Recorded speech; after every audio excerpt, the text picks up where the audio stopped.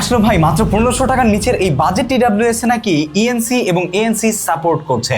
সেই সাথে থাকছে একটি এইচডি টাচ স্ক্রিন ডিসপ্লে, যেটা ব্যবহার করে আপনি ফাইন্ড মাই এয়ারপোর্টস, থাকছে মিউজিক ইকুয়ালাইজার। এমন আপনি কোড ব্যবহার করে আমাদের এক্সপিরিয়েন্স ছিল অসাধারণ। বিশেষ করে এর ফিচার অ্যান্ড কন্ট্রোল আর বেস ও বেশ ডিপ ছিল, সেটাকে সত্যি ইমপ্রেস করেছে।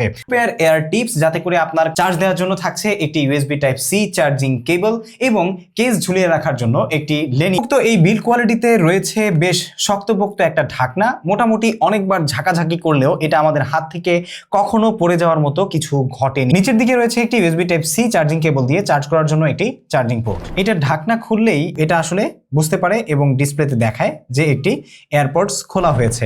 TWS-টিতে রয়েছে ব্লুটুথ ভার্সন 5.4, যার কারণ পর্যন্ত সিমলেস প্লেটা যদি আপনাদের প্রয়োজন না হয় তাহলে বেশিরভাগ সময় অফ করে রাখতে পারেন যদি চার্জিং ব্যাকআপ বেশি পেতে